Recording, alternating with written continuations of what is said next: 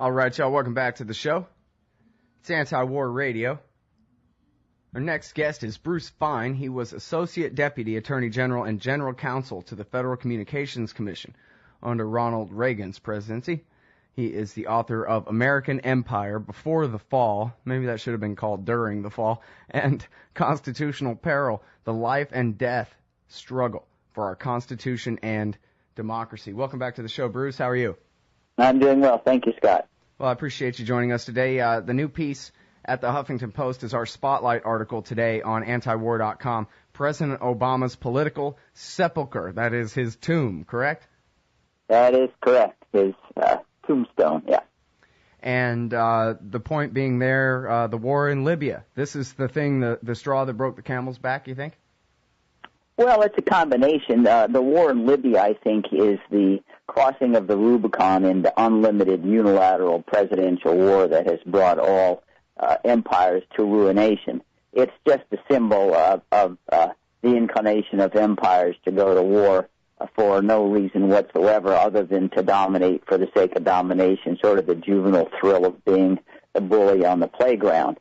It's combined with his persistence of our troops in Afghanistan. I'm highly doubtful that our troops will leave Iraq by the end of the year because the country is on the precipice of civil war and sectarian fracturing, and it will appear as though all of our hundreds of billions and thousands of soldiers who have died did so for nothing. I suppose if you want to count success as anything an improvement on Saddam Hussein, that's sort of about the lowest threshold of success you could establish, but it's not much above that, and moreover, our obligation as a country isn't to make other countries free and democratic. That's for their own people to establish. But I say that the Libya is a situation where we really have now a president who, even to some degree more than Bush and Cheney, have engaged in the Orwellian discourse that war is peace and peace is war, words don't mean anything. And I guess it reached its high water mark when the president, through his State Department legal counsel, Harold Koh, insisted we have no hostilities against Libya because we don't have any troops on the ground and our pilots are not in imminent danger, which I have pointed out, Scott, means that if in lieu of those Predator drones we launched ICBMs with nuclear warheads from the United States to incinerate every living thing in Libya, it wouldn't be hostilities under President Obama and Harold Koh's definition of what constitutes hostilities for purposes of the war powers. But that's just one example of how language has been totally compromised, just the way George Orwell contemplated in 1984. Well, and, Chalmers Johnson used to say, if you take the Roman Empire and the British Empire as examples, that really you either, when it comes to this point, anyway, this is where we are, where we either give up our empire or we live under it. And more it seems like, the kind of martial law that the people of Iraq live under is the kind of power that's wielded against the Americans. I mean, usually it's the local sheriff's department, but there's still paramilitary forces basically being used against the American people all the time. People entrapped for terrorism cases when they obviously never had anything to do with Al-Qaeda, et cetera, et cetera. Impunity for torturers. It seems like we're bringing our empire home rather than like the English did after World War II, saying, all right, well, we rather keep our parliamentary system and our basic rights here on our rainy little island than import the kind of tyranny it would take to enforce the payment for the empire to continue it. Well, that's right, Scott. It was James Madison who said if we suffer destruction of a republic at home, it'll be from the concocted effort or danger of tyranny from abroad.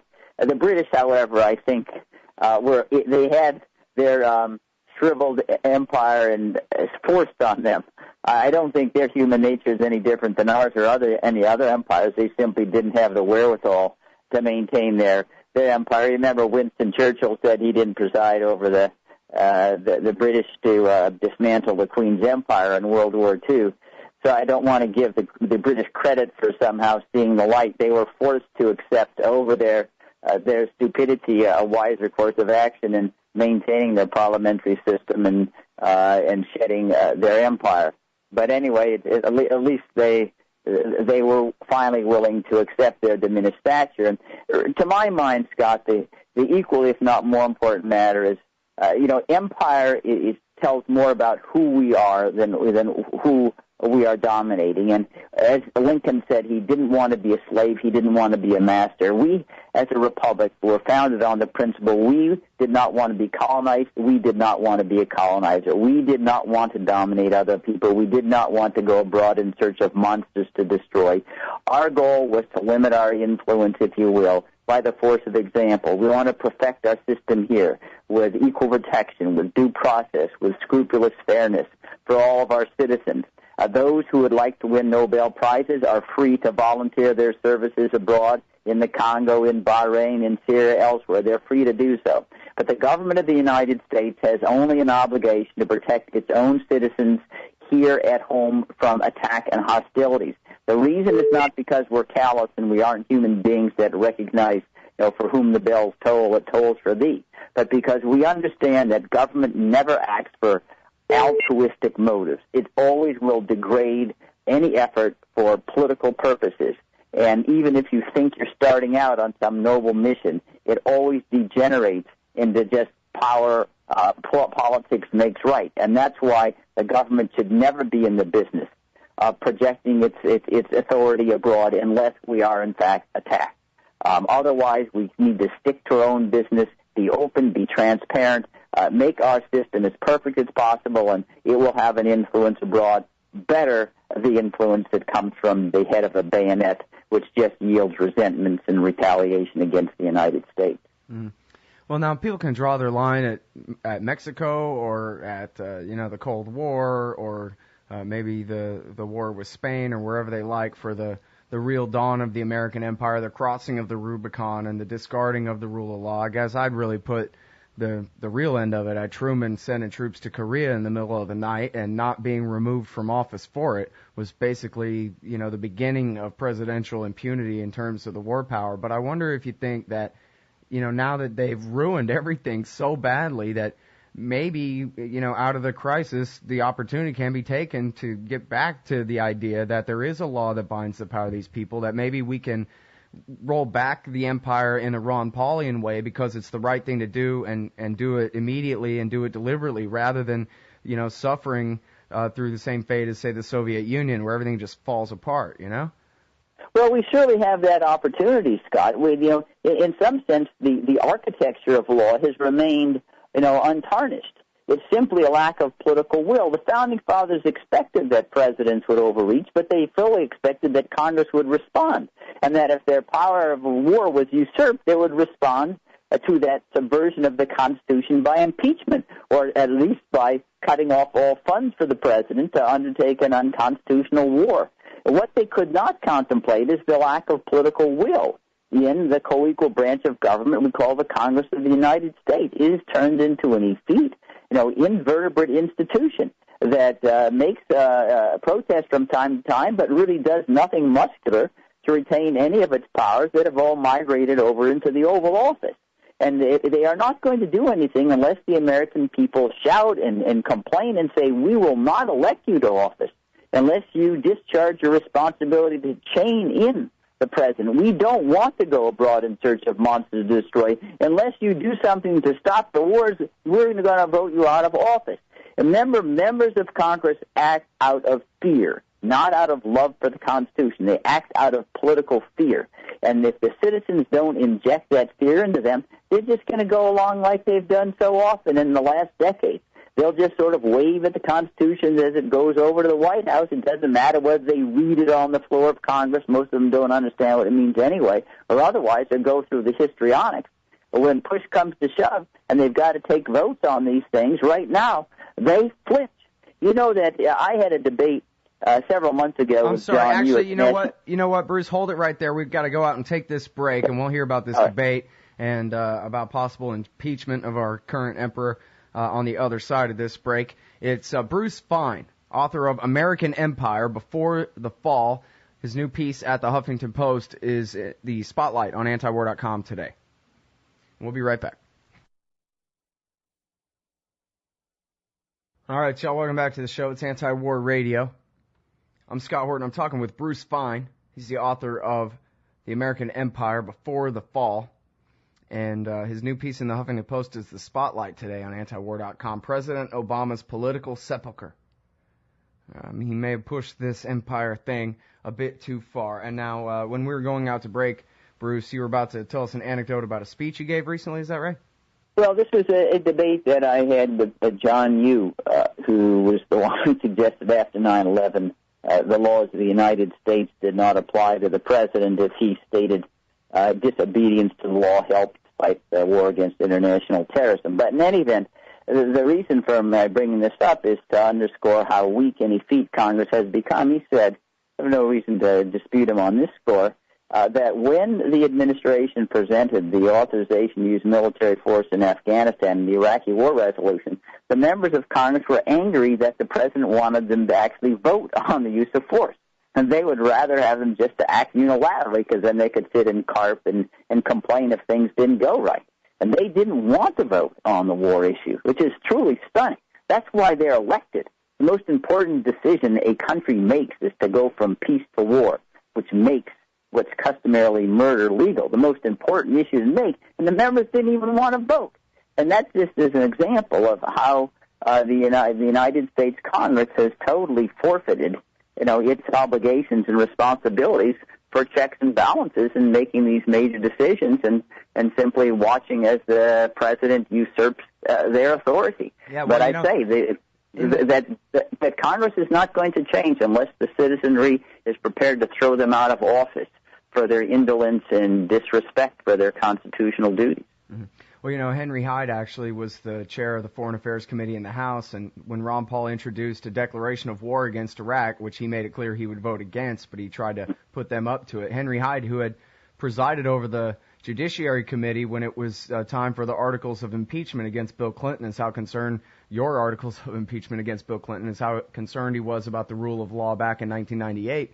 But in 2002, he told Ron Paul that the constitutional power of the Congress to declare war is an anachronism, and we just don't go by that section anymore. And that makes me actually, it brings up what you just said about the congressmen having their feet put to the fire by the people en masse about this issue and forcing them to do the right thing. And I wonder whether that's all just an anachronism now, whether you think there's really enough democratic process left in this country. I mean, face it, the congressmen need those votes, but they need the military-industrial complex money to buy the TV ads to get the votes.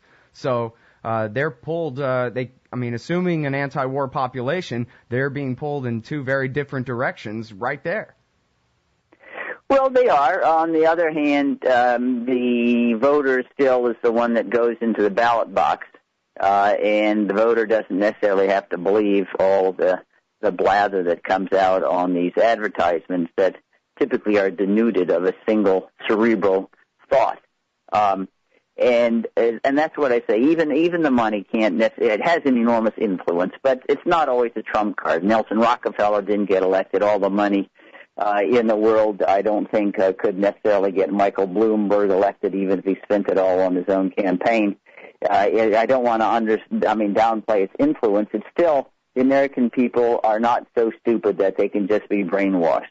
The American people can see how irresponsible Congress is, and I think that was Scott, one reason why so many members of the Tea Party were elected is simply because of disgust with what they could see was the sellout of the incumbents there. But that's the system that we've got, and we've got to live with it. And it's really just a matter of leadership, wherever it comes from, to tell the people, throw the bumps out. But you have to be serious about this exercise in democracy. It's not just voting. I mean, democracy is a 7-day-a-week job. You've got to be out there, criticize. You've got to be out there and comment, and encourage, and persuade, and protest. After all, the news cycle and power doesn't ever suspend itself. People will work 24 hours a day to get more power and more money, and you've got to be there as a watchdog to try to prevent it. It may be an obligation that some people won't want to bear, but it's the obligation, it's the price of a democratic republic as opposed to succumbing to vassalage and serfdom. And that's got to be the highest and best good of a citizenry, instead of being infatuated by American Idol or the football games or where the Olympics are going to be or what's going to happen with Lindsay Lohan or any of the other wretches that are out there. And that those are juvenile motivations. The highest motivation in democracy is virtue and wisdom. And the process itself has to be the reward. And that's, in my judgment, what we have lost as a political culture. Mm-hmm. As the restrictions on governmental power have been ignored and all that, as you say, the forms of the law are all still there. Article 1, Section 9 is still there, even if it's inoperant right now. The Bill of Rights is still there, even if it's inoperant right now. And one part of the Constitution that actually exists still is, I mean, I don't know how close it is to the way the founders would have it now, but the fact that there are 435 separate congressional districts. They haven't figured out a way to make it one district per state appointed by the governors or anything like that yet. And that's a lot of little districts for the people to be able to know their congressman, put pressure on their congressman, control the actions of their congressman if they really mean to. And it also means that it's too many to control from K Street, right? Well, that is right. And that's why, virtually all the members have local district offices, and they do respond. You show up in their offices, you write, it could be an email, but anyway, something that's thoughtful and you're active. They clearly pay attention to that. I had my kids who were interns in the Congress, and they were a little bit stunned at how closely attention was paid to constituent mail. At that time, it was before the age of the Internet, but the Internet, if anything, eased the ability of constituents to communicate their ideas and thoughts, but you've got to be active out there. Power does not yield to anything but a demand from the constituents. Give it back. Exercise responsibility.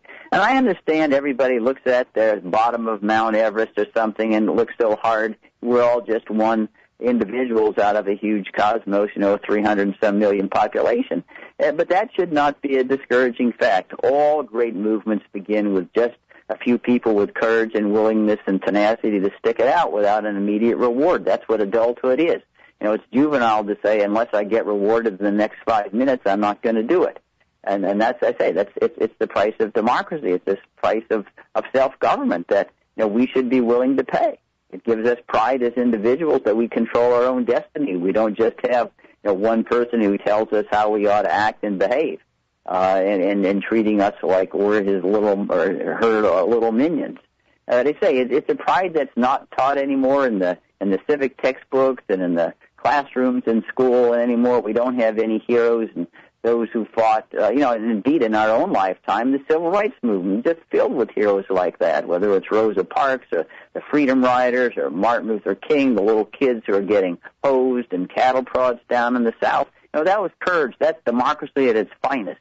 It's unfortunate that we had to overcome the racism, but still, the process itself was ennobling. And that's what we lack today. I mean, the usurpations, the wrongs, they're not racial ones so much, but they're still equally wrongs against the people, our privacy, the illegal spying, the flouting of due process. And where's the protest? I mean, and really, it's a disgrace. The legal community just sits there in silence, If anything, we have a former dean of Yale Law School, Harold Koh, the legal advisor, going up to Congress and say what we're doing to Libya is not hostilities. I mean, it's embarrassing to see these arguments made. This is the best and the brightest out of our legal community that formerly had its honor with John Adams defending the British soldiers accused wrongly in the Boston Massacre, and that was viewed as a heroic effort, even though it was unpopular at the time. Are you signed on to the ComeHomeAmerica.us project there, the letter to the Congress and the President about the empire? Well, I'm not sure whether I'm not that. Most of them, to my mind, Scott, are too weak. I mean, if I had my way, and if I was elected, I'd bring home all the troops from Korea, Japan, Germany. There wouldn't be a single soldier stationed abroad. Every one of them would be back in the United States, and all that would, and the pace would be dictated by the number of cargo planes and passengers to get the troops out. No waiting whatsoever. This idea, troops should come out faster instead of waiting 12 years, we should only wait 7. I mean, that's ridiculous. We should be out of every one of those places. Well, what would be stunning? We wouldn't be attacked. You go ahead. I'm sorry, we're running really short on time, but I do think that this ComeHomeAmerica.us project is the best hope that we have for a real coalition, real anti-imperialist league, real America First committee, real hardcore coalition-based, bipartisan and nonpartisan anti-war movement in this country. I at least urge you to check it out. I certainly will do that. Okay, and I'm sorry because we have to leave it there, and we're already over time, but I really appreciate your time on the show, Bruce. All right, listen, thanks, Scott. You have a good afternoon. You too. Thanks again. Yeah, bye-bye. Everybody, that's Bruce Fein. The book is American Empire Before the Fall, and his new piece at the Huffington Post is the spotlight article today on antiwar.com, President Obama's Political Sepulcher.